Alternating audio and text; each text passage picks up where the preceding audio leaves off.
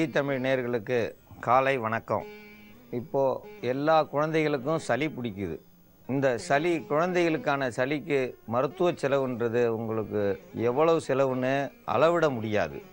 ஏன்னா சளி வந்தாச்சுன்னா எந்த ஒரு மாத்திரையோ மருந்தையோ வேலை செய்ய விடாது. இந்த சளி வர்றதுக்கான காரணம், சளி வருதுன்னா அந்த குழந்தைங்களுக்கு தேங்காய் எண்ணெய் வேறு எண்ணெய் இது கொடுக்காததால தான் வர்றது. தேங்காய் எண்ணெயை உடல் முழுவதும் காலையில் குழந்தைய குளிப்பாட்டி முடிஞ்சதும் இந்த தேங்காய் எண்ணெயை உடல் முழுவதும் நல்லா தேய்ச்சி உடல் முழுவதும் தேய்ச்சி ஒரு 5 நிமிஷம் உணர விட்டு அவங்களுக்கு ஆடைகளை அணிவித்து வெளியில் விளையாட அனுப்பினோம்னா இந்த சளி பிடிக்காது.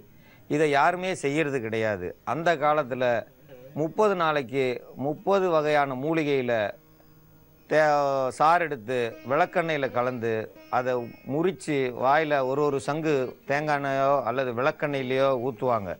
இந்த மாதிரி ஊற்றி வர குழந்தைகளுக்கு இந்த சளியோ அல்லது நெஞ்சு தகையோ அல்லது இந்த போலியோவோ, அன்னைக்கு எந்த போலியோவும் கிடையாது, ஆனால் அவங்க சரியான முறையில் அந்த மருத்துவத்தை செஞ்சாங்க. அந்த மருத்துவம் கைவிடப்பட்டதுக்கப்புறம் தான் இந்த போலியோ எல்லாமே வந்தது. இந்த மருத்துவத்தை இப்போ யாருமே செய்கிறது கிடையாது. எண்ணெயே தேய்க்கக்கூடாதுன்னு சொல்லிடுறாங்க மருத்துவர். எண்ணெய் தேய்ச்சாச்சுன்னா அவங்களுக்கு நோய் வராது. எண்ணெய் தேய்க்காமல் இருந்தால் கண்டிப்பாக நோய் வரும். அதனால் எண்ணெய் தேய்க்காதீங்க. தேய்க்காமல் இருந்தால் தான் நாளைக்கு அங்கே போக முடியா இருக்கும். குழந்தைக்கு ஒன்றுனா நம்ம எந்த ஒரு வேலையும் நடக்காது. குடும்பத்தில் சண்டையே வந்துடும். குழந்தைய பார்க்காம நீ என்ன சம்பாரிச்சு என்ன செய்ய போகிறன்ற சண்டை வந்துடும். அதனால் நிறைய குடும்பங்களில் பாதிப்பு ஏற்பட்டிருக்கு. குழந்தைகளை கவனிக்கணும்னா கண்டிப்பாக எண்ணெயை தேய்க்காத குழந்தை வளராது. எண்ணெயை தேய்க்க அதனுடைய வளர்ச்சி இல்லை, மூளை வளர்ச்சி, முடி வளர்ச்சி, உடல் வளர்ச்சி, எல்லா வளர்ச்சியும் எண்ணெயை தேய்க்க உண்டாகும். தேங்காய் எண்ணெய் தேய்ச்சோம்னா அது ஒரு உடல் கவசம். இந்த குழந்தைக்கு உடல் கவசத்தை போட்டு அனுப்பினோம்னா அது எந்த மண்ணில் உருண்டு வந்தாலும் சரி, எந்த தண்ணியில் உருண்டு வந்தாலும் அந்த குழந்தைக்கு எந்த ஒரு பாதிப்பும் வராது.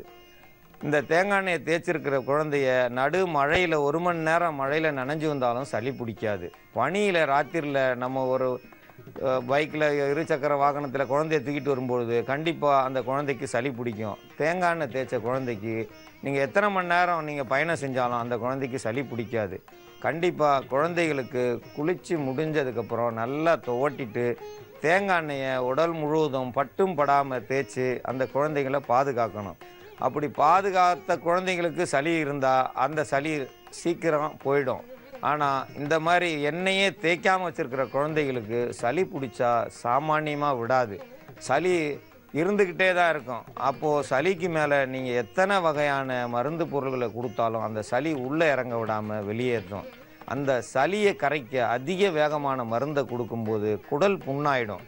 அதனால் அந்த மருத்துவத்தை விட நம்ம பாரம்பரிய மருத்துவம், நம்ம முன்னோர்கள் செஞ்ச மருத்துவம், கரிசலாங்கண்ணி இலையை சாறு எடுத்து ஒரு கம்பியில் முறித்து கொடுக்கலாம். அந்த முறையை இப்போ யாரும் செய்கிறது கிடையாது. மஞ்சள் கரிசலாங்கண்ணியை கொடுக்கலாம், அதுவும் யாரும் இப்போ செய்கிறது கிடையாது. இப்போது ஓமவல்லி, இது வீடுங்களில் இப்போது அதிகமாக வளர்க்குறாங்க. இது ஏதோ ஒரு அழகு பொருளாகவும் ஒரு குரோட்டன் செடி மாதிரியும் இதை வளர்த்துக்கிட்டு இருக்காங்க. இந்த ஓமவல்லிக்கு மாற்று பெயர் மூட்டை நாரி. மலைப்பகுதியில் இதை மூட்டை நாரி, இதனுடைய வாசம் இருக்கிறதால இதுக்கு கற்பூரவல்லின்னு மாற்று பெயர் இருக்குது. இது கிராமத்தில் மூட்டை நாரியும் நகரத்தில் ஓமவல்லி அல்லது கற்பூரவல்லின்ற பேரில் இந்த செடியை நம்ம பார்க்குறோம். இந்த செடியை பெரியவங்க எவ்வளவு சளி பிடிச்சிருந்தாலும் அப்படியே எடுத்து மென்று சாப்பிட்டா அந்த சளியை முறிக்கக்கூடியது. ஆனால் இந்த குழந்தைங்க அப்படியே சாப்பிட முடியாது.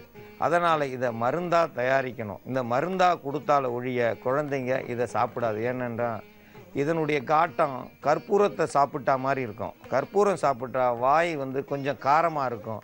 அந்த காரத்தால் அந்த குழந்தைங்க கண்டிப்பாக வாந்தி எடுத்துரும். அந்த வாந்தி வரவிடாமல் இருக்கிறதுக்கு நமக்கு தேன் கலக்கிறோம். இதனோட சுக்கு, மிளகு சாப்பிடும்போது எவ்வளவு சளி பிடிச்சிருந்தாலும் அந்த சளியை வெளியேற்றக்கூடியது. நம்ம குளிச்சிருப்போம் அல்லது வெளியூர் தண்ணி குடிச்சிருந்து நம்ம பயணம் பண்ணி வேறு ஊரில் தண்ணி குடிக்கும்போது மூக்கு நிற்காமல் ஒழுகிட்டே இருக்கும். நிற்காமல் மூக்கு ஒழுகிட்டு இருக்கிறவங்க கண்டிப்பாக 5 மிளகை வாயில் ஒதுக்குனா அந்த மூக்கொழுகல் நின்று நம்ம மூக்கில் இருந்து சளி வர்றதை நிப்பாட்டிக்கிறோம். மூக்கினுடைய நீரை ஒழுக விடாமல் பாதுகாத்துக்கிறோம் இந்த மிளகு. சுக்கு சாப்பிடும்போது அந்த சளியை வந்து வழிச்செடுத்து மலத்தின் மூலமா வெளியேற்றக்கூடியது. இந்த சுக்கும் மிளகையும் ஒன்று சேர்த்து ஓமவல்லி இலையையும் ஒன்று சேர்த்து மொத்தமாக அரைச்செடுத்து அதில் தேன் கலந்து கொடுக்கணும். இதற்கு இந்த மருத்துவத்தை காண்போம். சளிக்கான மருந்து, இந்த சளிக்கான மருந்தில் சுக்கு ஒரு சிட்டிக்கு அளவுக்கு எடுத்து போட்டால் போதும். தூள் பண்ணதை பொடி பண்ணதை சுக்கு வந்து ஒரு சிட்டிக்கு அளவு எடுத்து போட்டுக்கிறலாம். பெரியவங்களாக இருந்தால் 3 சிட்டிக்கு போட்டுக்கிறணும். சின்னவங்களுக்கு 1 சிட்டிக்கு அளவுக்கு போதும். அதே மாதிரி மிளகுத்தூள் பெரியவங்களுக்கு 3 சிட்டிக்கு சேர்த்துக்கிறணும். சின்னவங்களுக்கு 1 சிட்டிக்கு அளவுக்கு சேர்த்தா போதும். 1 சிட்டிக்குனா ஒரு இந்த அளவுக்கு இருந்தால் போதுமானது 1 சிட்டிக்கு அளவுன்றது. இந்த அளவுக்கு போடும்போது அந்த சளியை உடைக்கக்கூடிய தன்மை உடையது. பெரியவங்க 2 இலை வரைக்கும் நம்ம சாப்பிடலாம். சின்னவங்களுக்கு கண்டிப்பாக 1/4 பங்கு இலை போதுமானது. அது 1 வயசு கீழே இருக்கிறவங்களுக்கு 1/4 பங்கு இலை தான் வேணும். இந்த முறையில் தேன் ஊற்றும்போது ருசியாக அதனுடைய காட்டம் தெரியாத அளவுக்கு தேன் ஊற்றிடணும். அப்போது வந்து அதை எடுத்து நாக்கில் தடவி விட்டாலே உள்ளே இருக்கிற சளியை அறுத்து மலத்தின் வழியாக வெளியேற்றிடும். இந்த மலத்தின் வழியாக வெளியேற்றுறது இதுதான் சிறந்த முறை. எவ்வளவு சளி, நெஞ்சு சளி இருந்தாலும் அந்த சளியை வெளியேற்ற இந்த ஓமவல்லி சிறந்த மருந்தாக பயன்படும். இந்த ஓமவல்லி மட்டும் இருந்தால் போதாது. அதனோட சுக்கும் மிளகும் சேரும்போது எவ்வளவு சளி, நெஞ்சு சளி இருந்தாலும் அந்த சளியை வெளியேற்றி அவங்க பேச்சை இனிமையாக்கும். குரல் வளம் இல்லாதவங்க அதான் பேசும்போதே கொதன்னு பேசுவாங்க. ஏன்னா நெஞ்சு சளி வந்து அடைக்கும். இந்த நெஞ்சு சளி அடைக்கிறதுக்கு இந்த தேன் கலந்து சுக்கு மிளகு கலந்து ஓமவல்லியும் கலந்துருக்கு. ஓமவல்லிக்கு மாற்று பெயர் கற்பூரவல்லி. கிராமங்களில் இதனுடைய வாசம் அதிகமாக இருக்கிறதால மூட்டை நாரின்னு சொல்லுவாங்க. மூட்டை நாரின்னு சொல்லி இதுக்கு அங்கே உள்ள பெயர். ஆனால் கிராமத்தில் இது ஓமவல்லி என்ன அவங்களுக்கு தெரியாது. நகரத்தில் ஓமவல்லி, கற்பூரவல்லி, கற்பூர வாசம் இருக்குது.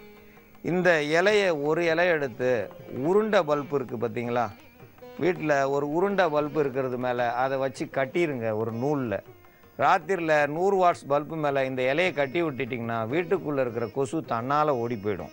கொசு மருந்து போட வேண்டிய அவசியம் இல்லை. இந்த ஓமவல்லிக்கு கொசுவை விரட்டக்கூடிய தன்மை இருக்குது. கொசுவுக்கு நம்ம மருந்து போட்டு நமக்கு தான் மருந்து சாப்பிட வேண்டிய லெவலுக்கு வந்துடும். கொசுவுக்கு மருந்து போட்டாலே நமக்கு நோய் வந்துடும். கொசுவுக்கு மருந்து போட்டு நம்ம எந்த ஒரு சிக்கலும் இல்லாமல் இருக்கணும்னா இந்த ஓமவல்லி இலையை உருண்டை பல்பு மேலே வச்சு கட்டிட்டோம்னா அந்த பல்பினுடைய சூட்டில் இது கொஞ்சம் கொஞ்சமாக இதனுடைய சாரை வெளியிட்டு இதனுடைய வாசத்தை வெளியிடும்போது நமக்கு ஆக்சிஜனும் போகாது, கொசுவுக்கு இந்த வாசம் பிடிக்காது. அதனால் கொசு வர்றது ஓடிடும். கொசு நம்ம வீட்டிலேருந்து விரட்டப்படும். இந்த ஓமவல்லியை மாவில், பஜ்ஜி மாவில் சுட்டு எடுத்து சாப்பிட குழந்தைகள் அதிகமாக விரும்பி சாப்பிடும். ஆனால் ஒருத்தருக்கு 1 பஜ்ஜி அளவுக்கு போதுமானது. ஒரு இலையில் 1 பஜ்ஜி போடலாம். அந்த 1 பஜ்ஜி அளவுக்கு கொடுத்தாலே அந்த குழந்தைகளுக்கு நெஞ்சு சளி போயிடும். பெரியவங்க இந்த பஜ்ஜி மாதிரி போட்டு சாப்பிட்டா 3லேருந்து 5 பஜ்ஜி வரைக்கும் சாப்பிடலாம். தவறு எதுவும் வராது. எவ்வளவு நெஞ்சு சளியாக இருந்தாலும் அந்த நெஞ்சு சளியை எடுத்து குரல் இனிமையாக ஆக்கும். இந்த நெஞ்சு சளி இருந்தால் பேச முடியாது. சில பேர் இருமல் சேர்ந்து வரும்போது யூரின் தன்னால் போயிடும், மலமும் தன்னால் வெளியாகும். அந்த இருமலோட சளியும் சேர்ந்து வரும்போது மலமும் சிறுநீரும் தன்னால் வெளியாகும். இந்த மாதிரி வர்றவங்களுக்கு இந்த தேனில் செஞ்ச இந்த சிறப்புன்னு சொல்லணும். இதை சிறப்புன்னு சொல்லணும்னா தேன் கலந்துட்டாலே இது ஒரு டானிக் தான். அதில் சுக்கும் மிளகும் ஓமவல்லி இலையும் சேர்ந்ததால் இந்த ஒரு சிறப்புன்னு சொல்லி அந்த குழந்தைகளுக்கு நீங்கள் கொடுத்தோம்னா அந்த குழந்தைங்க வருத்தப்படாமல் மருந்துன்னு எதிர்பார்க்காம நம்ம எந்த மருந்து கொடுத்தாலும் ருசியாக கொடுத்தோம்னா வந்து குழந்தைங்க இதை விரும்பி சாப்பிட்டு நெஞ்சு சளியை போக்கும். நெஞ்சு சளி போனால் உங்கள் மாத வருமானத்தில் குறைஞ்சது 2000 ரூபாய் ஒரு குழந்தைக்கு இன்றைக்கி செலவு வருது. சளிக்கு சளி இல்லாத குழந்தைகளே கிடையாது. அந்த நெஞ்சு சளி இருந்தால் சாப்பிட முடியாது, பசிக்காது. அப்படியே சாப்பிட்டாலும் ஜீரணமாகாமல் வாந்தி வந்து குழந்தைங்க அவதிப்படுங்க. இந்த குழந்தைங்க அவதிப்படும் போது இது ஒரு கக்குவான் இருமல் அப்படின்வாங்க. இல்லை, உள்ளே இருக்கிற சளியை வெளியேற்றாமல் இருந்தால் அந்த சளி வெளியேறாமல் இருக்கும்போது குழந்தைங்க அவதிக்குள்ளாகும். இந்த அவதிக்குள்ளாகும் போது இந்த தேனில் கலந்த ஓமவல்லி சுக்கு இதை கொடுக்கும்போது அந்த சளியை அறுத்து வாமிட்டாக வராது, மோஷன் வழியாக தான் வெளியாகும். நெஞ்சு சளி போக குழந்தை பேசும்போதே நல்லா பேச ஆரம்பிக்கும். இல்லைன்னா அந்த பேச்சு தன்மையில் பேச முடியாமல் அழுது கொண்டே இருக்கும். அழுத குழந்தை சிரிக்கணும்னா இந்த ஓமவல்லி சிறப்பு, இதுக்கு பேர் ஓமவல்லி சிறப்புன்னு தான் சொல்லுவோம். இந்த ஓமவல்லி சிறப்பை கொடுத்தோம்னா நெஞ்சு சளி போய் அதிக அளவில் உள்ள சளிகள் எல்லாம் வெளியாகி குழந்தை நல்ல ஆரோக்கியத்தோடு இருக்கும். பெரியவங்க இதை பயன்படுத்தலாமான்னு கேட்குறோம். பெரியவங்க நீங்கள் இதில் 3 அல்லது 4 ஸ்பூன் வரைக்கும் குடிக்கலாம். குழந்தைகளுக்கு, பிறந்த குழந்தைகளுக்கு ஒரு விரல் எடுத்து நாக்கில் தடவுனா போதும். அல்லது பால் குடிக்கிற குழந்தைகளுக்கு, பால் கொடுக்கும் தாய்மார்கள் இதில் ஒரு 2 ஸ்பூன் அளவுக்கு சாப்பிட்டா குழந்தைக்கு சளி போயிடும். குழந்தைக்கு சளி இருக்கும்போது இதை கொடுக்க முடியாமல் இதை கொண்டு வர்றதுக்கு முன்னாடி நம்ம குழந்தைக்கு சளி இருக்கும், இந்த ஓமவல்லி இலையை கொண்டு வரணுமே, அதுக்கு முன்னாடி இந்த குழந்தைக்கு ஆஸ்பத்திரிக்கு போகாமல் இருக்கணும்னா மிளகை வாயில் ஒரு 10 மிளகை நல்லா அந்த தாய் மெண்டு அந்த வாயில் வர மிளகு வாசத்தை குழந்தையினுடைய மூக்குலேயும் காதுலேயும் ஊதி விட்டா நெஞ்சு சளி தன்னால் குறையும். இது வழக்கத்தில் உண்டு. காதுலேயும் மூக்குலேயும் மிளகுனுடைய வாசம் போனாலே சளியை அறுத்துட்டு போயிடும்.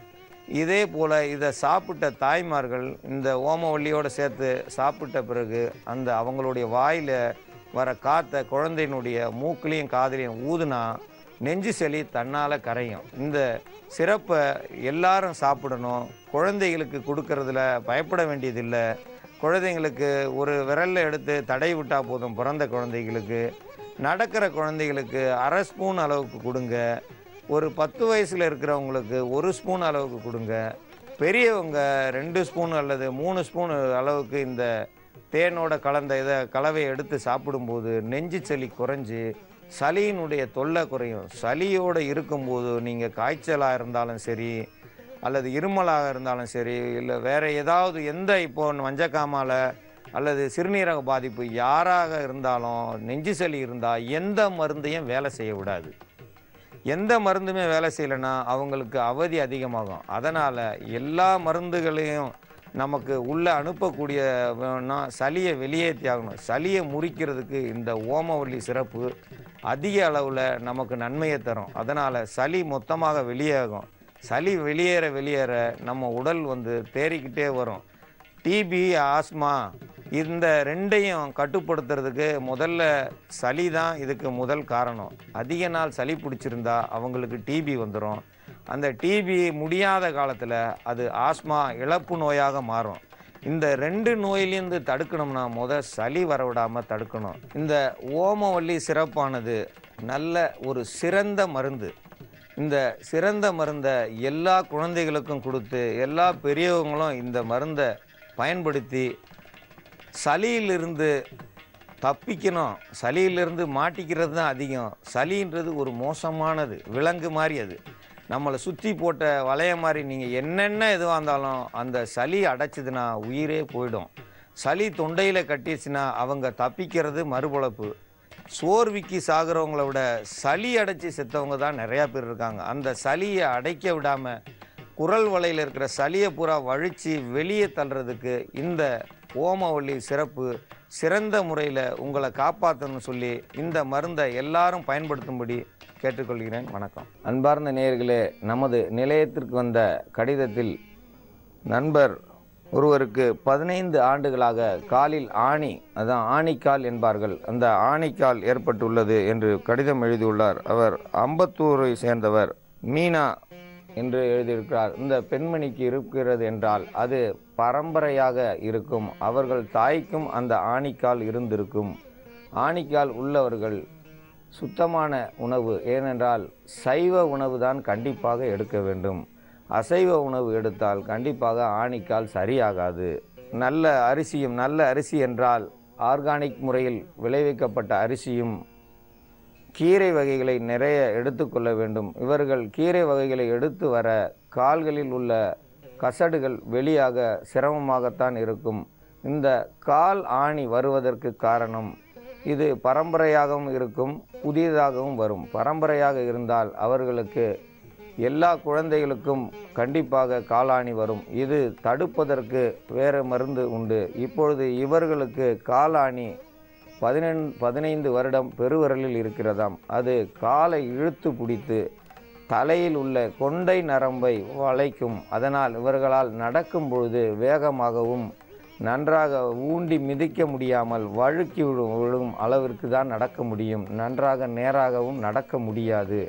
அந்த ஆணி உள்ள பகுதியை சிறிதளவு லேசாக அறுத்து எடுத்துவிட்டு அந்த இடத்தில் குப்பை மேனி, மஞ்சள், வேப்பலை, சுண்ணாம்பு இவைகளை அரைத்து சம அளவு அரைத்து அந்த காலாணி உள்ள இடத்தில் இரவு நேரத்தில் நன்றாக துணி வைத்து கட்டி பகலில் காலையில் அதை கழட்டி எறிய அந்த கால் ஆணிகள் மெதுவாக கரையும். கால் ஆணிகள் இருப்பவர்கள் எல்லோருக்கும் இப்படி என்று நாம் சொல்கிறோம். ஆண்களுக்குத்தான் அதிக காலாணி இருக்கும். அவர்கள் புகைப்பிடிப்பதாலும் குடிப்பதாலும் இந்த ஆணிகளின் வலி குறைவதே கிடையாது. கண்டிப்பாக ஆண்களுக்கு இந்த காலாணி இருந்தால் புகைக்கக்கூடாது. சிகரெட்டு பிடிப்பதையும் பீடி பிடிப்பதையும் நிறுத்த வேண்டும். அப்படி நிறுத்தினால் அந்த ஆணியின் வலி குறைந்து அழுக்குகள் தானாக வெளிவரும். அவர்களுக்கு கால்களில் இந்த குப்பை மேனியையும் வேப்பலை, மஞ்சள், சுண்ணாம்பு இவைகளை கட்டி வர நாள்பட இந்த கால் ஆணி குறையும். ஆண்களுக்கு இருக்கும் காலாணிகள் காலில் மட்டுமல்ல கையிலும் இருக்கும். சில பெண்கள் கீரை பிடுங்கும்போது கைகளில் ஆணி முளைப்பதுண்டு. இந்த முள்கள் அதிக நாள் எடுக்காமல் இருப்பதால் அந்த முள் கைகளிலும் கால்களிலும் போய் இத்து போய் அதனுடைய தேவையில்லாத சாறு நம் இரத்தத்தில் உள்ள நரம்புகளை போய் தொடும்பொழுது அவை கெட்டு போய் ஆணியாக மாறி சதைகள் கீழே அதிக அளவு வளரும். அந்த வெறுங்காலில் நடக்கும் பொழுது அந்த ஆணிக்கு நேராக கல் குற்றினால் உயிர் போகும் அளவுக்கு வலி இருக்கும். இதற்கு மாற்று மருந்தாக ஊட்டி பகுதியில் கார்மனேஷன் என்னும் ஒரு வகை பூ கிடைக்கும். அங்கே மட்டும்தான் இது, அல்லது கொடைக்கானலில் கிடைக்கும். இந்த பூவை கொண்டு வந்து கால்களில் அந்த ஆணி உள்ள இடத்தில் சிறிதளவு அறுத்து எடுத்து இரத்தம் வராத அளவுக்கு அறுத்து எடுத்து அந்த பூக்களை இரவில் கட்டி வர இந்த கால் ஆணிகள் மாறும். கால் ஆணிகள் மாற உணவு பழக்கம் கண்டிப்பாக மாற்ற வேண்டும். மதிய வேளையில் காலையில் நீங்கள் எந்த உணவு சாப்பிட்டாலும் மதிய வேளையில் கம்மங்கூழ் குடிக்க அந்த காலாணிகளை அகற்ற அந்த கம்மங்கூழ் சரி வரும். ஏனென்றால் மலச்சிக்கல் உள்ளவர்களுக்குத்தான் காலாணி அதிகமாக பாதிக்கும். மலச்சிக்கலை போக்க இந்த காலாணிகள் சரியாகும். மலச்சிக்கல் ஏற்பட்டால் உடலில் எல்லா பாகத்திலும் எல்லா சிக்கலும் உண்டாகும். கால் ஆணிக்கும் மலச்சிக்கலுக்கும் என்ன என்று நாம் நினைக்கலாம். கால் ஆணி இருப்பவர்கள் மலச்சிக்கல் ஏற்படும் பொழுது தலைவலி, உடல் வலி, கால் வலி எல்லாம் ஏற்படும். நம் உடலில் உள்ள அழுக்குகள் குடல் வழியாக நரம்பு மண்டலத்தை பாதித்து நரம்பு மண்டலத்தின் வழியாக கால் ஆணி உண்டாகிறது. கால் ஆணி என்றால் பரம்பரையாக வருகிறது என்றால் அவர்களுக்கு இரத்தத்திலேயே அந்த ஆணி இருக்கும். அதனால் பிறக்கும் குழந்தைகளுக்கே காலாணிகள் இருக்கும். அவைகளை நிவர்த்தி செய்ய அதிக அளவுக்கு மருத்துவம் எடுக்க வேண்டும். அந்த மருத்துவத்தை பிறகு பார்ப்போம். இந்த காலாணிக்கு கண்டிப்பாக வேப்பலை, மஞ்சள், குப்பமேனி, சுண்ணாம்பு இவைகளை நாம் காலில் அரைத்து இரவு நேரத்தில் கண்டிப்பாக வைத்து கட்ட வேண்டும். இப்படி கட்டி வர உள்ளே வலி உண்டாகும். நாம் காலையில் கழட்டும் பொழுது அந்த இடம் அதிக அளவு மெல்லியதாகவும் இளைத்து போயும் இருக்கும். இளைத்து போய் என்றால் மெதுவாக இருக்கும். அந்த இடத்தில் கல்களோ அல்லது முள்ளோ பட்டால் உயிர் போகும் அளவிற்கு வலி இருக்கும். இந்த மாதிரி 3 நாட்கள் கட்ட வேண்டும். மாதம் 3 நாட்கள் கட்டினால் போதும். இப்படி கட்டி வர அந்த இடத்தில் சதைகள் புதிதாக வேகமாக வளரும். இப்படி வேகமாக வளர உள்ளே உள்ள அந்த ஆணியை அது வெளியே உந்தி தள்ளி கொண்டு வரும். இப்படி மெதுவாக வரும்போது நாம் கைகளில் அதை பிச்சை எடுக்கலாம். அந்த பிச்சை எடுத்த கரியில் சிறிதளவு அந்த ஆணியினுடைய வேர் வந்திருக்கும். 3 முறை கட்டினால் போதும் மாதத்திற்கு. அதற்கு அடுத்தபடியாக மறு மாதம்தான் கண்டிப்பாக இதை கட்ட வேண்டும். மறு மாதமும் இதே போல் 3 நாள் கட்டினால் திருப்பி சதை வளரும். இதுபோல் 3 மாதம் அல்லது 4 மாதம் கட்டி வர உள்ளே உள்ள சதைகளின் மூலமாக அந்த ஆணியினுடைய அடி வேர் வெளியே வந்து அவர்களுக்கு கால் ஆணி தீரும். இந்த கால் ஆணி வராமல் இருக்க நல்ல உணவுகளை கண்டிப்பாக சாப்பிட வேண்டும். கீரை வகைகளை சாப்பிட்டால் மலச்சிக்கல் இருக்காது. மாலை வேளைகளில் வாழைப்பழம் கண்டிப்பாக எடுத்துக்கொள்ளவும். பச்சை பழம் வேண்டியதில்லை.